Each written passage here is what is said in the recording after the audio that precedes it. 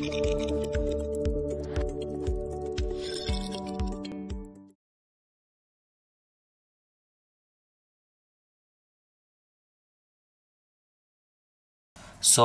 Hello guys and welcome back to my channel. तो आज अपन review करने जा रहे हैं इनका। वैसे इनका फर्स्ट इंप्रेशन और रिव्यू अपन ने कर रखा है पहले भी अपने चैनल पे, राइट साइड में मिल जाएगा आपको वो। बाकी ये प्योरली रिव्यू रहेगा 1 साल बाद में अपन ने इसको अच्छे से इस्तेमाल किया है, तो उसके बाद में बताएंगे अपन ये कैसे ग्लव्स हैं, आपको लेने चाहिए नहीं लेने चाहिए, तो प्राइस और वो सब से। तो सबसे पहले इनके साइज़ से चालू करते हैं अपन। तो इनका साइज़ में दिखा देता हूँ आपको। एल साइज़ मिल जाएगा और मॉडल यहाँ पे लिखा हुआ है VGL 18 करके, ये वेगा के ग्लव्स हैं। बाकी इनकी प्राइस कुछ 700 के आसपास है। बाकी वो वीडियो देख लेना प्राइस वाइस बाकी सब चीज़ों के लिए। कंस्ट्रक्शन आप देख सकते हो 67% पॉलिएस्टर और ये सब लिखा हुआ है कंस्ट्रक्शन। तो अपन इसको नॉर्मली चालू करते हैं इसे कंस्ट्रक्शन से ही। तो कंस्ट्रक्शन मुझे काफ़ी अच्छा लगा इनका। अब मैं बता देता हूँ कहाँ कहाँ कंस्ट्रक्शन इनका अच्छा है, पहन लेते हैं एक बार। तो इनका कंस्ट्रक्शन ओवरऑल ऊपर से तो काफ़ी अच्छा है, स्टिचिंग काफ़ी कुछ भी नहीं निकला अभी तक, तो अच्छा है। ऊपर से ये मैश बहुत अच्छी क्वालिटी का मैश इस्तेमाल हुआ है, यहाँ पे फिंगर्स पे भी मैश अच्छी क्वालिटी का इस्तेमाल हुआ है। लेकिन जो कंस्ट्रक्शन है वो अंदर बेकार है। तो ये देखो आप, उंगलियाँ हैं थोड़ी सी फेड आउट होने लगी है, जैसे इसका टच है, टच भी निकल रहा है समय के साथ साथ। अगर मैं लेफ़्ट साइड दिखाऊँ तो लेफ़्ट साइड की तो हालत ही ख़राब है। बाकी सब वेलक्रो की हालत भी बहुत ख़राब है। ये देखो इधर से फट ही गया है ये क्लच इस्तेमाल करने की वजह से, और ये फिंगर का टच भी निकल गया है, थ्रेड थोड़ा सा बाहर आ गया है। देन ये सब बाकी वेलक्रो की क्वालिटी बहुत बेकार है, इतना बेकार वेलक्रो है इसका, मतलब रखता है प्लेस पे लेकिन इतना कुछ खास आप ट्रस्ट वस्ट नहीं कर सकते। बाकी स्ट्रेचेबल मटेरियल पर दिखा देता हूँ मैं।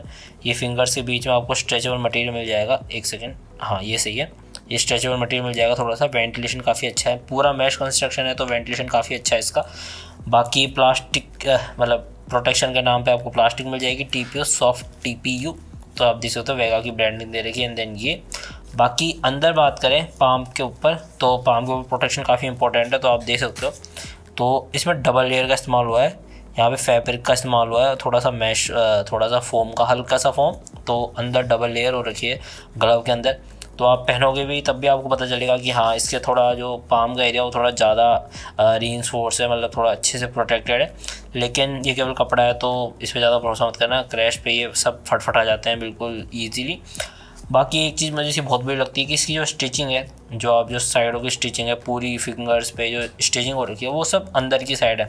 तो आप जब भी इस ग्लव्स को पहनोगे ना तो आपको भी स्टिचिंग महसूस होगी ग्लव के अंदर। नो डाउट काफ़ी कंफर्टेबल है, मैश का कंस्ट्रक्शन है तो कंफर्टेबल तो होना ही था, लेकिन स्टिचिंग काफ़ी बोर करेगी आपको, मतलब थोड़ा सा ऐसा लगेगा कि यार स्टिचिंग और भी अच्छी हो सकती थी। बाकी अगर ग्रिप की बात करें तो ग्रिप बहुत बेकार है। ये फिंगर्स पे जो वेलवेट का माइक्रोफाइबर का जो पैच दे रखा है ये मुझे बेकार लगता है। तो ये थोड़ा सा आप हार्ड एंड फास्ट जब खींचोगे बाइक को थोड़ा सा ये स्लिपरी रहने का रहता है चांसेस। बाकी हाँ अंगूठे पे ग्रिप अच्छी दे रखी है, ये जो दे रखा है ये मटेरियल, ये सिंथेटिक मटेरियल, तो ये अच्छा मटेरियल है, तो ये ग्रिप आपको दे देता है। मतलब ये तो भूल जाओ उंगलियों पे जो ये तो भूल जाओ, इससे ग्रिप मिलेगी। लेकिन हाँ ये अंगूठे से थोड़ी बहुत ग्रिप मिल जाती है, इससे आप थोड़ा सा बाइक को एक्सेलरेट एंड वो कर सकते हो। अगर कंफर्ट की बात करें इसके अंदर कंफर्ट, तो अगर आप पहनोगे तो आपको अच्छा लगेगा, कंफर्ट अच्छा है इसका। फिटिंग देखो बहुत अच्छी फिटिंग है, मुझे फिटिंग काफ़ी अच्छी लगती है, काफ़ी कंफर्टेबल, वेंटिलेशन काफ़ी अच्छा है। पर एक ही चीज़ है जो स्टिचिंग है वो आपको महसूस होगी ऊपर फिंगर्स पे, टॉप पे, तो साइड में यहाँ पे तो आपको स्टिचिंग महसूस होगी, लेकिन कंफर्ट अच्छा है। तो थोड़ा सा है कि स्टिचिंग बाहर होती है तो ज़्यादा अच्छा होता, ऑब्वियसली वो दिखने में अच्छा नहीं लगता है, लेकिन हाँ वो कंफर्ट, और देख लो आपको क्या पसंद है, कंफर्ट या फिर ये केवल शो ऑफ, ये थोड़ा सा उसमें आपको चूज़ करना है। तो मैं तो बोलूँगा कि स्टिचिंग बाहर होती ज़्यादा अच्छा होता, क्योंकि अभी ये थोड़ा सा फिंगर्स में थोड़ा सा अजीब सा लगता है।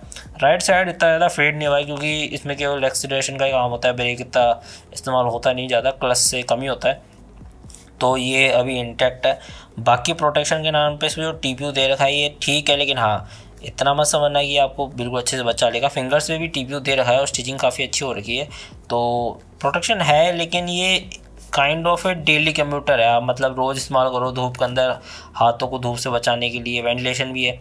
तो लेदर का तो कर नहीं सकते धूप के अंदर क्योंकि बहुत ज़्यादा गर्मी हो जाती है, पसीना आता है, तो ये वाला ज़्यादा बेस्ट रहेगा मैश के अंदर। तो मैं बोलूँगा आपको इसी के लिए जाना चाहिए। बाकी इसका जो बाइंग लिंक है वो आपको डिस्क्रिप्शन में मिल जाएगा, आप इन दोनों ग्लव्स को जाके बाय कर सकते हो डिस्क्रिप्शन से। बाकी इसका जो वेगा की जो साइट है मैं उसका लिंक भी डाल दूंगा जहाँ तक है, या वेगा की साइट लिख दूंगा जहाँ से आप अपने ग्लव्स के लिए और हेलमेट के लिए कुछ भी मतलब स्पेयर पार्ट कुछ भी ले सकते हो, ग्लव्स व्लव्स सब वहाँ से बाय कर सकते हो। बाकी यही सब रखते हैं इस वीडियो के लिए। फाइनल कंक्लूजन पे आ जाते हैं। तो कंक्लूजन यही रहेगा कि 700 रुपये के अंदर ये बुरे नहीं है, लेकिन मैं प्रेफर नहीं करूँगा। आप इससे अच्छा लेदर के ही लो। जैसे मेरे पास रेट्रो वाले हैं, उसका लिंक भी मैं डाल दूंगा, वो रेट्रो वाले ले लो, गर्मियों के हिसाब से वो ज़्यादा बेस्ट है। थोड़ा लेदर में रहता है तो अच्छा रहता है। बाकी मैश इतना ज़्यादा मैं प्रेफर नहीं करूँगा अगर आपको थोड़ा लंबा ट्रैवल करना है तो होपफुली आपको वीडियो अच्छी लगी होगी। वीडियो अच्छी लगी तो लाइक करना, चैनल पर ना तो सब्सक्राइब करना। Meet in next vlog, bye bye.